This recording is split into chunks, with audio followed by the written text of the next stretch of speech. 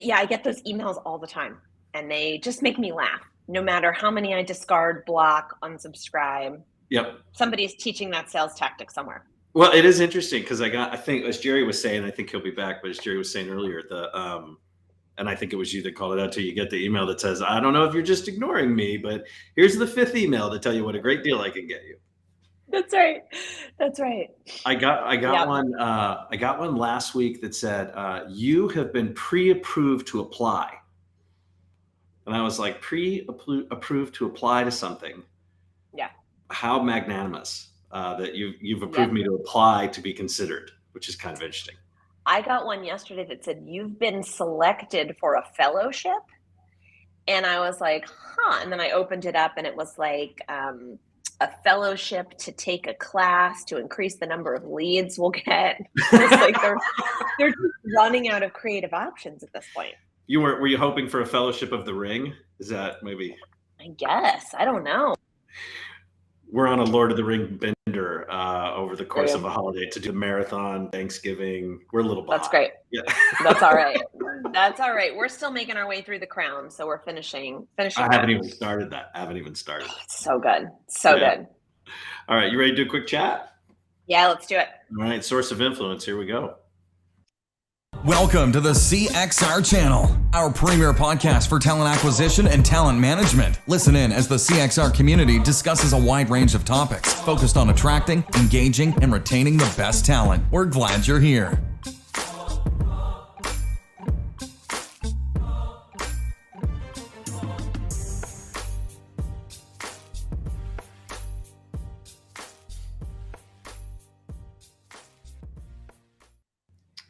All right. Welcome back, everybody. I'm Chris Swick, president of CXR, and your host for the next 20 minutes or so on the CXR Recruiting Community podcast show. Now, if you're new to us, we do about 20-minute conversations where we're talking about something that's top of mind for someone in the space. It could be a recruiting leader, practitioner, could be somebody sort of running the show over at a consulting organization, or just I think you're going to see we've got one coming up too with an industry analyst, an economist. So either way, all of the conversations that we're chatting about and we're connecting with leaders on have to do with something in the space within recruiting, within that recruiting industry, and sort of what's top of mind for them. We try to keep them, like I said, at about 20 minutes, but we do stream them live anywhere you're listening to a podcast. So it might be on iTunes, Spotify, you name it. But we're also on LinkedIn streaming live, Facebook, Twitter, YouTube, and of course, cxr.works/podcast. If you are on LinkedIn live with us, you can go ahead, I think YouTube as well, you can go ahead and drop some questions you might have for today's guest or comments you'd like to add to the show there in the chat, and we are happy to include them. We'll even do a fancy schmancy overlay, sort of showing you off a little bit if we can and feature you in the show. As a reminder, we don't do ads. This is not a pay-to-play podcast, so what you see is what you get. If we bring somebody in who maybe isn't a practitioner, but who is in the vendor space or the solution space, it's because we like what they have to say. And we think they're doing some pretty cool stuff that deserves getting some eyeballs. So with that, I'm going to go ahead and welcome. And you're going to have to keep me honest on this, Susan. Is it your first time on the show? It is my first time on the show. I think so. You're not a stranger to Career Crossroads, and certainly any of the meetings, or workshops that we do. But we're excited to have you on the podcast. Well, thank you for having me. I'm excited to be here, and a big fan of the work that you all do too. Well, thanks. Well, so today's kind of an interesting one, but before we jump in, it is a fun topic. But before we jump in, for those who maybe, Susan, don't know you, can you kind of give us the escalator pitch of who is Susan LaMotte and what is exaqueo and why should we care what Susan has to say? Yeah, for sure. So good morning, good afternoon, good evening, wherever you may be. I'm Susan LaMotte. I'm the founder and CEO of exaqueo. We are an employer brand and experience consulting firm. So what that means is that we every day are on a mission to transform the employment relationship. So the relationship that you have with your employer, that candidates have with potential employers, in three ways: through insight, brand, and experience. So that means that we work with our clients to understand the relationship through research and insight. We help them build and market their employer brands by really defining what is that shared and authentic perception they have as an employer. And then we help them strengthen and sustain the relationships they have with candidates and employers through candidate and employee experiences. And I've been doing this for, a little over 20 years. Prior to starting exaqueo, I was the global employer brand and marketing leader for Marriott International. I spent some time running day-to-day talent acquisition for Ritz-Carlton. And I live and work with my husband here in Charleston, South Carolina, where we raise our 2 kids. And it's going to be 70 degrees here today. So I'm happy for warm Novembers. For sure. We've had a cold front in Austin. It's actually 70 this morning, so it's quite nice. A chilly front. Put that sweater on, Chris. Yeah. I think I met you when you were working that power brand. I think that's when we met. Yeah. Yeah, I think so too. Yeah, it's good stuff. Always doing really good work. So Susan, we're gonna talk today, and maybe we set a baseline before this quick chat on. I know we've talked about this term called source of influence. Yeah. But let's start with maybe talking about what source of hire has looked like and sort of the state of source of hire over the last number of years. Do you have an opinion on how wonderful, reliable, broken, dysfunctional, get one way or the other on source of hire for recruiting? Well, if you've been in the space as long as you and I have, I don't want to date you, but we've been. You're not the first person to say they didn't want to date me, Susan. It's fine. I'm a married woman, Chris. I'm a married woman. Oh, yeah. As you are taken, I know too. Nonetheless, if you have been in the space a long time, you know that the source of hire term comes from the use of an applicant tracking system, right? And we didn't invent applicant tracking systems to make lives better for candidates. We did it for ourselves as employers, right? Track EEO data to make AAP planning easier. And so what happened is we started just creating these lists, right? A drop down for a candidate to say, here's where I found you. And we've never really changed that over time. So these long lists have become really dated. They've become really dysfunctional, and they make it really challenging to actually get good data. And that's what I'm in the business of doing, right? Is helping our clients find good data. So I think that's why I get so frustrated by source of hire, because we spend so much time on it, we report on it, it influences what we do, and yet the data, the way it's collected, is kind of meaningless as is. Oh, 100%. I will tell you, I used to be a big fan of source of hire data early in my data analytics days. And I will remember, I even remember the cubicle that I was sitting in when I had this revelation. We were looking at our source of hire report that we'd been basing like monies on. We had been tying budgets to some of the data that was coming out of it. And I had a network technician job in, I think it was Anchorage. And the source of hire for that role was the Black Collegiate magazine. And I looked at that and I thought, well, that can't be right for a couple of reasons, right? But most importantly, why is that we had not run an ad in that magazine for years. Mm-hmm. And so to have found a job that didn't exist years ago to be tied to a source that we hadn't used for, it was a hot mess. And we realized what we had done is that the candidates were picking the very first choice when we present them with the drop down of where they came from. They're just picking them in alphabetical order. That's right. And sometimes because it's required, right? It's got that little red asterisk. 100% we made it required. Yeah. Right. And we, early on in those days too, the application process was really long because we just kept adding steps because we wanted more information. The longer it got, the less candidates actually pause to look at a question. It was just click, click, click and get through it. Yeah. So that was part of the problem too, I think.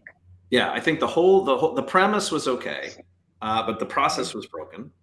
Yeah. And then I think we had some vendors come out and introduce us to the idea of first source, last source, right? So the most recent source and the original source. And then the idea occurred for us to weight that. Which one was more important? Did we care? And then, of course, that evolved into just tracking all the sources and trying to figure out those. That's right. That's right. And then what you're looking at is this laundry list. And even if somebody picks a number of sources, you have no idea what level of influence that source actually had on the individual, right? You had no idea where in the journey that source appeared. So that also makes it hard to determine as we got more sophisticated as an industry. From a marketing and brand perspective, it makes it really hard to determine the levers to pull, right? It's like a series of levers. You're trying to decide, when do I advertise here? When do I use this content? And not to mention all of the offline influences that we know exist. And so that's what has made source of hire so complicated and so meaningless at this point. Yeah. So are you thinking, here we go. We've got a little feedback in the stream here. Josh is saying candidate-driven responses are at best 10% accurate. That's right. Tracking is a must. Mm-hmm. Yeah, for sure. For sure. So are you thinking, Susan, that are we just done with it? Is it time to just do away with source of hire, or is there something different you've got in mind? So I think source of hire is dead. I think it's long been dead. It's just part of so many existing applicant tracking systems. I think we have a challenge in our space that we lead with tech. So what happens is we go and buy an ATS. It has an existing sort of set of things that we can leverage. We see source of hire. We're like, oh, that's cool. We populate our sources and we call it a day. And that's a big problem in HR in general, is that we're leading with tech and not with strategy. And because source of hire is dead, it's not providing you the value. And instead, where the value really comes is determining how a human being thinks and feels across that entire journey. So we've moved away long from source of hire, and we're focused on source of influence, which is what our friends in marketing do and have done for over a decade. All right, so you're going to have to break that down a little bit, right? Yeah. And kind of explain that to the viewers and the listeners, and some clarity on that. When we shift from source of hire to source of influence, what measures influence? How do you count how somebody was influenced by a source or two? Can you walk us through it? Yeah, for sure. So if we first unpack what actually is influence, influence essentially is the ability to inspire action. So if you're trying to influence someone, right? So if I'm trying to influence my husband to do the laundry, I'm trying to inspire him to clean up that mess of clothes on the floor, right? I thought the laundry fairy came through and it magically got done. I don't understand. I wish, if you have one of those, please, for Christmas, I would really love a laundry fairy. But nonetheless, that's what influence is. So we have to unpack what influence is first. Then we have to pause and say, okay, if ultimately as talent acquisition leaders, we're trying to simply put, get people to be aware of, apply for, and take our jobs we know it's more complex than that, right? But in the simplest manner, we have to figure out, how do we influence them along the way? So rather than finding out where their last click was before they actually applied for the job, it's much more valuable to unpack how they were influenced across the journey itself. And so I always tell people to start by looking first at the actual candidate journey and what that looks like. So if you want to pop that up, you can, Chris. Yeah, we've got a slide here. It's helpful to think through that. Yeah, for those who are listening, we're going to walk through it. We've got a slide here that Susan's presented, and she'll help us out with it. Yeah, so this is, I'll walk you through what you see here. This is the candidate and employment journey, right, through what we call the full life cycle. So if you start in the top right from candidate experience, it goes from understanding you actually exist as a company. There's a lot of organizations that's their biggest challenge. Being attracted to actually be interested in the role, learn more, to then actually have a preference for it, apply, interview, and then ultimately feel a sense of belonging because you've made a decision to accept the job. You're actually having impact and contribution, then into your actual employment journey, managing your career, growing your career, and then either transitioning to another role in the organization, right? Internal mobility, or transitioning out. So that's that outer ring. And then along the way, you are influenced constantly by the organization, by your managers, by the people you work with, and by the job itself, right? You might start out in one job and you're really loving it. 2 years later, you don't love it so much anymore. And it's influencing you to look somewhere else. So this is the simplest way to think about source of influence.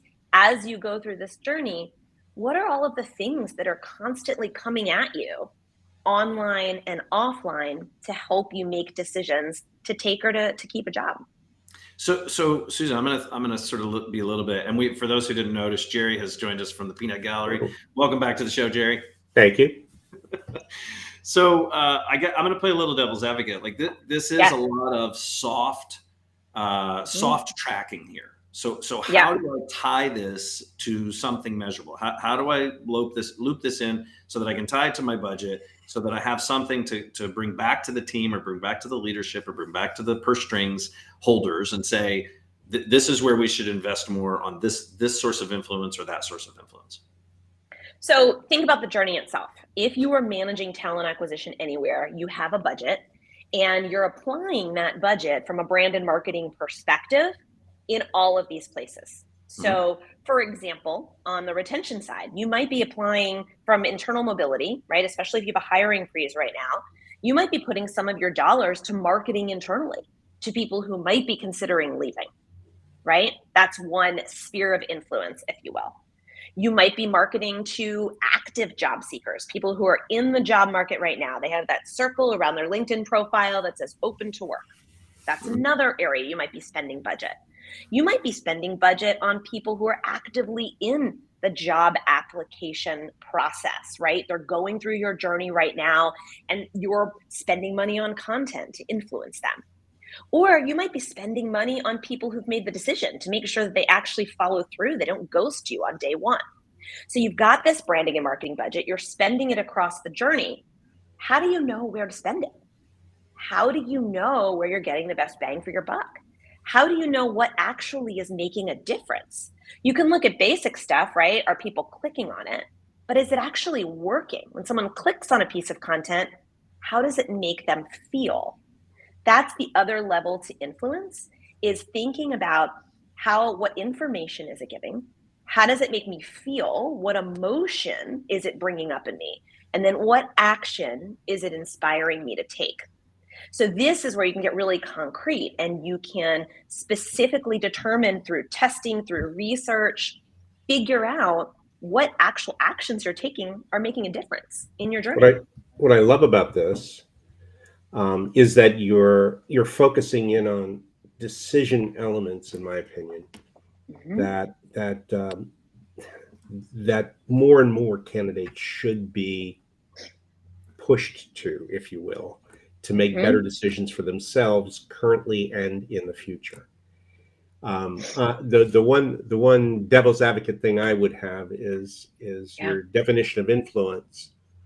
In my opinion, is the word inspire can be misunderstood. For sure. So I think influencing is causing action. And when those actions are focused in on improvement of that individual's decision making, if you will, by moving them through a set of either activities or knowledge or whatever it is that you're investing in to help them, then you're really empowering them to make better decisions. And so the net result is going to be a very positive affect of them toward you, and you toward, the career that you've taken to do those kinds of things, because you're not only helping your employer, but you're also helping the people that are making those choices and decisions that are better. But it's not inspiring, it's more empowering, in my opinion. And I think that's just a subtle difference. I think it's an important difference. I'm glad you bring that up, because I think it's also comes back to the organization and what your goals are, what you're trying to do, right? And so it may depend on the organization, but I think it's an important difference. I like the replacement of the word empower. I think the other piece you mentioned is that positive action. And so I think it's also really important to figure out, what are people doing right now?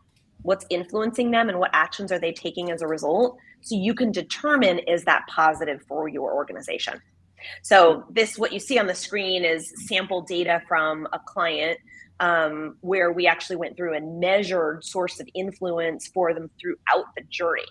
So now it allows them to determine, is this the kind of influence they want to have? So for example, if you look at the bottom right, we found out that the biggest influences on accepting an offer at this particular client were the brand reputation, benefits, schedule flexibility, and work from home options. That's a fact, right? Data is a fact. The client now has to decide, is this why we want people to accept offers here? Right. And if it's not, they can adjust their branding and marketing to influence that. They can make specific procedural or policy changes, or they can double down and say, wow, we didn't realize our brand reputation had such a level of influence. Now they can pull that through other parts of the journey.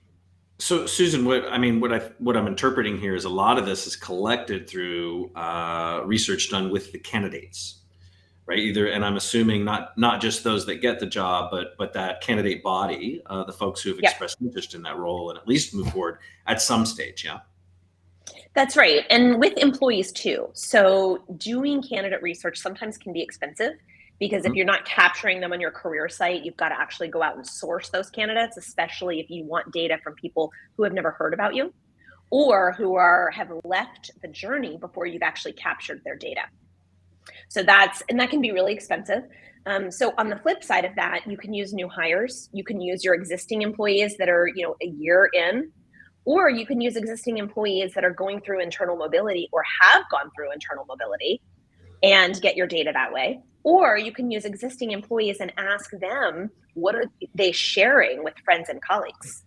That's another way to get the data. And that way you at least can be informed on multiple levels and also be respectful of budgets. Research is not cheap. And I tell people all the time, when you go and do this kind of research, especially, technology right before this sort of tech recession hit, everybody wanted data on how can we attract more engineers to our company. And in particular markets, if you go to, let's say, San Francisco or Seattle or Chicago or New York, you're paying $250 to $500 for an hour of someone's time to make it worth their while. Yeah. Multiply that by the right representative sample, and you might be spending 70 grand just to get their attention before you've even done the work itself. And so market research is expensive. Yeah, and I got to tell you, as a former practitioner, I wouldn't see me coughing up $70K of my budget, which is already tight, especially now, on something as fluffy, right? As something as fluffy as source of influence. But if you can tie it to actual impact. So rather than starting big, start small. Pick one particular audience in your organization that everybody's having trouble recruiting. Find a manager, a hiring manager, or someone you've got a good relationship with that you can say, I want to do this test with you, right? I know we're having trouble. Do you like the idea of data? Here's the kind of data I can collect for you. And then have them help share the budget. Right? So you go into it together, you get a really good data set, you show the impact of changing your activity through A/B testing. And then you go back to the organization and say, hey, look what we were able to do for, supply chain technology or whatever small area of the organization you made the impact with. And that can be really helpful too, and an easy way to show the value. If consumer marketers do it all the time and they show the value, we should be able to do the same thing. And we should get the same amount of budget. Yeah, well, we should. It doesn't always work like that. Look, That's right. I need a great reminder, Susan, of folks that they should take pilots, like small pilots.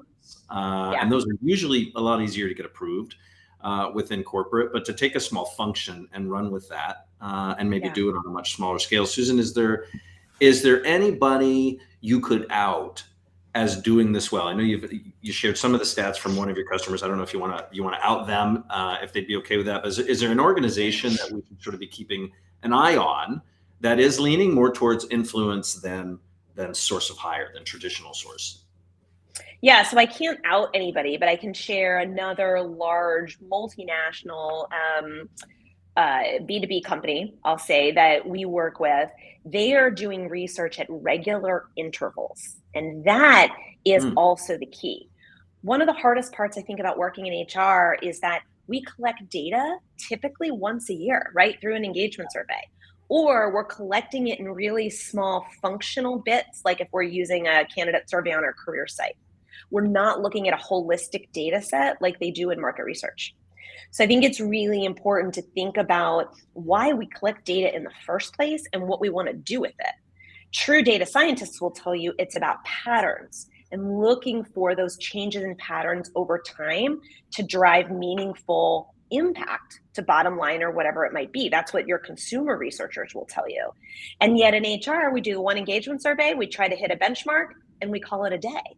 So no wonder we're not seeing, any of that meaningful change. But that recurring market research is the most important trend. Even if you can only do it in small bits, you can get a research sample in your organization and you can test those individuals 6, 7, 12, 15 times a year. and they come to expect it, right? They've either been specially selected, right? Or it's part of their job, or you pay them, in the case of hourly workers, you pay them a little extra to participate. They've been And that pre-approved to repeatable fill out a data. survey. Yeah. That's right. That's right. I think For that's sure. a brilliant call out. I mean, we're already doing surveys on some level within the organizations, even though they are sort of disparate. Like the time frame between them is usually pretty regular, but not often. Yeah. But I would bet that most organizations have at least one function that they are recruiting for that would be willing to take the chance and give a pilot like this a try. I think so, especially if they've run out of options. So I would look for a function that is desperate. They're always hiring. Either they have evergreen recs or they just can never fill positions. They've always got open positions. A function where the manager or the leader of the function likes the first mover advantage. They like to be the one to show their peers, right, at the manager or executive level, hey, look what I did.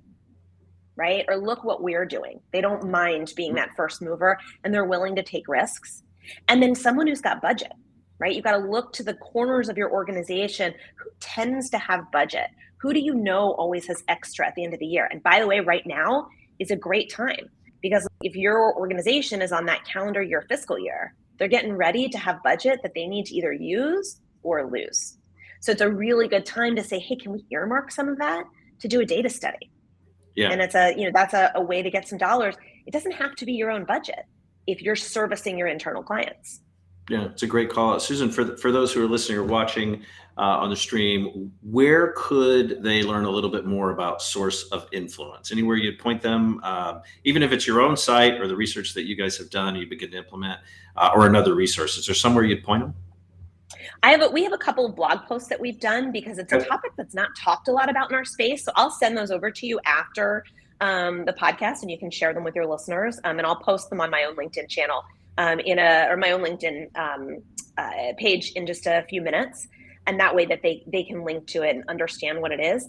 I also always recommend go talk to your marketing colleagues. If you work in an organization, especially one that's got a strong marketing team, there's no better way to learn than to build that relationship with the marketing team. Ask them how they're doing market research. When we worked with Geico, and this is public knowledge, the CMO at the time, he's no longer CMO, he told me they spend $1 billion, billion with a B, on ad buy, and $1 million on the talent acquisition side on ad buy. And so as soon as we heard that nugget, we said to the team, hey, go learn everything you can from your marketers. Yeah. Go figure out what are they measuring and how is what they're measuring actually influencing action and affecting the bottom line. And then we were able to take those lessons and port them over to talent acquisition so they could make better strategic decisions about that $1 million, and it helped them grow their budget.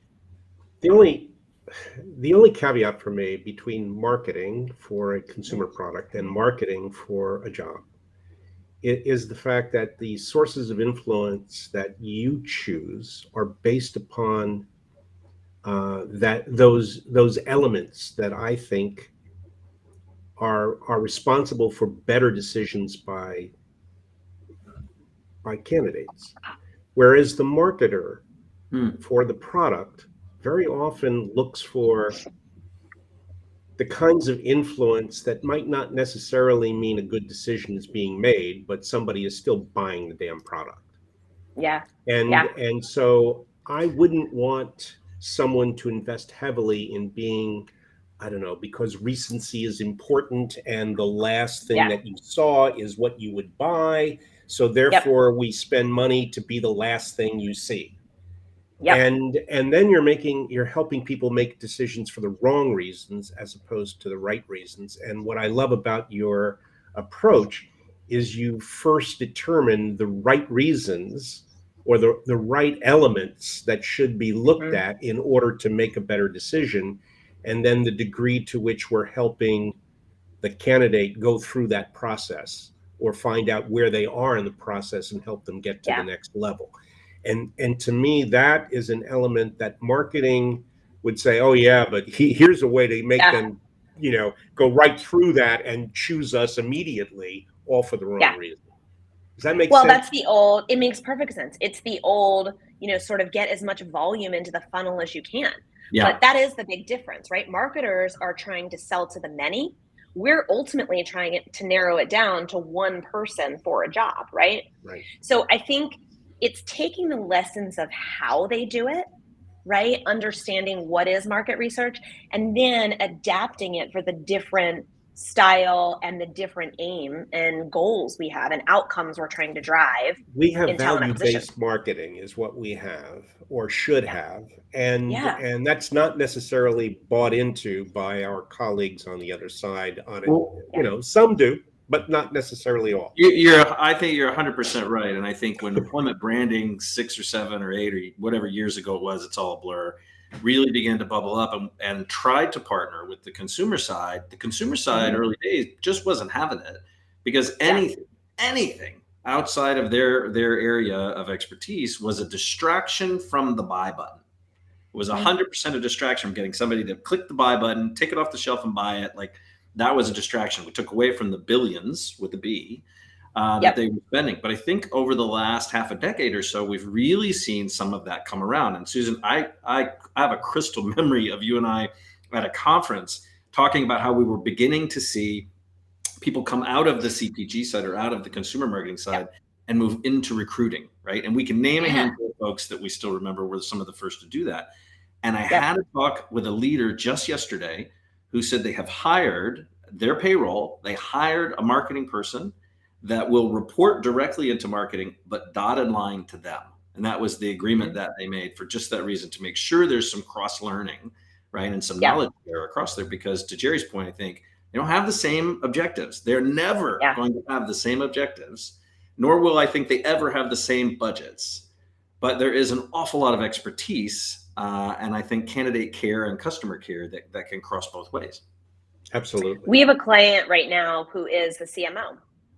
It was the organization I was talking about earlier, one of the largest Fortune 500 companies, multi-billion-dollar company. And our main client is the CMO. And we work with the CHRO as well. But the CMO is owning this because ultimately what she knows is that the employees have to deliver on the brand. So the way that their influence and the experience they have as candidates into then the employment journey directly affects her remit, right? As a CMO. I think the difference is that, Jerry, you talked about, right? This human element of the employment relationship. I mean, ultimately, the employment puts a roof over our head, right? It puts food on our tables. Like there's nothing more Maslowian than that. And so for us, when we think about influence, it's not just influence to click, right? That's pretty pedestrian. I think there's a lot of talent acquisition professionals, employer brand professionals that are doing that. And they're trying to drive clicks. And I appreciate that and value that. But I think it's taking it up a level and really understanding that influence is all about the human connection. So we talk about influence on 3 levels: the individual level, the group level, and the organization level. So that's also another way to think about source of influence in your organization through the talent acquisition journey is where are people influencing candidates one-on-one? And how are you working with them on that influence? Every recruiter conversation is influential, right? So are we recording our recruiters? Are we asking them to tell us, how do they tell the story of the company? Get 10 recruiters around a table. I guarantee you they'll tell 10 different stories. What's the commonality? What's the consistency? How do we want to influence candidates? At the organizational level, right? You've got like a career fair or a career event. And you might, or at the group level, I should say. And so you might have multiple people from an organization talking about the organization or employment in different ways. And then you've got the organizational level, right? Your career site, all the things that are coming out at that level. That's really important too. So I think sometimes when we think about influence, we're thinking only about the organizational level. What are we putting on our social channels, right? What are we doing on our career site? That's the easy stuff we can control, especially if we're a manager or an individual contributor sitting in talent acquisition. But the other stuff is equally, if not more, influential. And our data tells us you have anywhere between 8 to 20 plus influences on your journey to take and keep a job. So how do we control all of those influences? How do we understand the level of impact they're making? That's where I think the real exciting challenge lies for organizations. It is. And I still think the biggest hurdle to that, I think once you get a little momentum in an organization, right, within a function within that organization, I think you're onto something. I still think probably the biggest hurdle in sort of shifting that mindset is going to be collecting that data and arguing about the burden that will then put on the candidate or, the customer or the employee or whatever, whatever discipline you want to rein it in under. I think that will be the biggest challenge, either to wrap your head around or to sell internally. I think I would hypothesize that one of the largest values that we really are not measuring is our ability to influence candidates' decision is focused in on what's best for them, then a lot of them will understand better why we're not going forward with them. And some of them who could go forward with us may decide it's not the right time to go forward with us.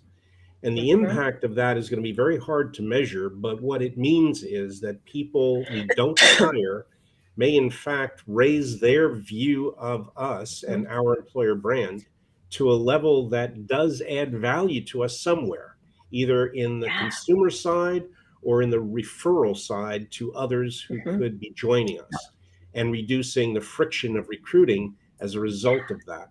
I don't know how to necessarily I've never seen anybody really measure this well. So, but if we could, I would hypothesize that may be the highest return on investment that we could have. Yeah. So Jerry, we measure that all the time in our research through focus groups. So to your point earlier, Chris, an easy way to start or to get the attention in your organization, go back to that high need function, within the organization, have your executives sit in or listen in blind to a focus group. Get 8 to 10 candidates in a room. It's not a huge investment, and have them talk through their journey, right? There's a science behind it, right? You can't just get them together and start asking questions. There is a science to focus group research for sure. And watch that executive's perspective change when they start to see the value. When you ask an individual, you didn't get the job, here at ABC organization, how did that make you feel? Who did you talk to? What did they tell you? Did they tell you why you didn't get the job? How did that make you feel? After you were declined from our organization, what did you do? Did you tell anyone you didn't get the job? What did you tell them? Susan, that's a really simple way to get started, right? It is, small but group, 10 people. The key, you cannot emphasize this enough. The key is you're talking to people you did not hire. And, that's right. And while you may be doing that, there's very few companies I've ever seen even attempt it. So I would encourage that for sure.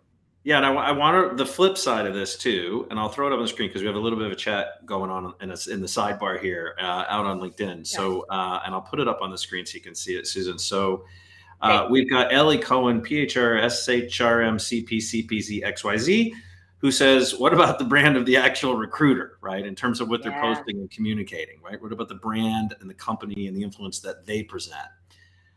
Is there anything you maybe would add to that concern? Because I do think that is part of the influence, right? And sort of where that comes from, whether we're attracting or repelling the candidates on that front.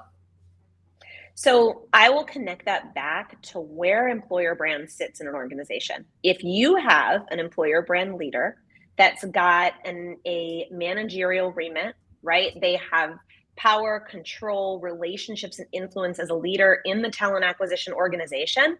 They can then be responsible for, have authority and budget to be looking at recruiter brand. Because Ellie's right, that matters. But if you have an individual, contributor, employer brand manager or associate sitting at a really low level, they're not going to be able to influence the recruiters. They might point it out. They might be able to give the recruiters more things. They might go into Canva, create more talking points or visuals recruiters can use in email. They won't be able to affect their brand. Yeah. Now they can do brand training. That's certainly one thing that, we'll often do with clients or organizations will do. I think Allison Cruz has done that at Baxter. That's one way to do it, depending on the level in the organization, but she's spot on. That's that individual level of influence. One of my favorite podcasts, we're going to do some best stuff here as we get into the holiday season, but one of my favorites that we picked was a podcast we had with Allison on. So it'd be fun to do a replay of it. Yeah. All right. So Susan, I know we're way over time, and I'm so grateful of the time you gave us today, but I got to ask you, just like we ask every guest that's on the show that we enjoy, if you were going to write a book about this topic, what would the title of that book be for you? Oh,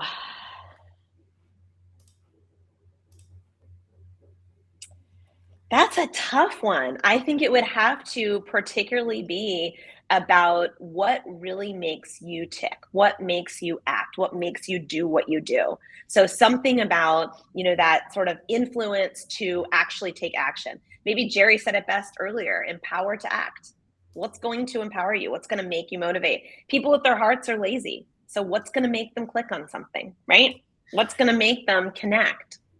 I love that. Well, okay. So now I got to ask you, who's going to get the first signed copy? Oh, Jerry, of course.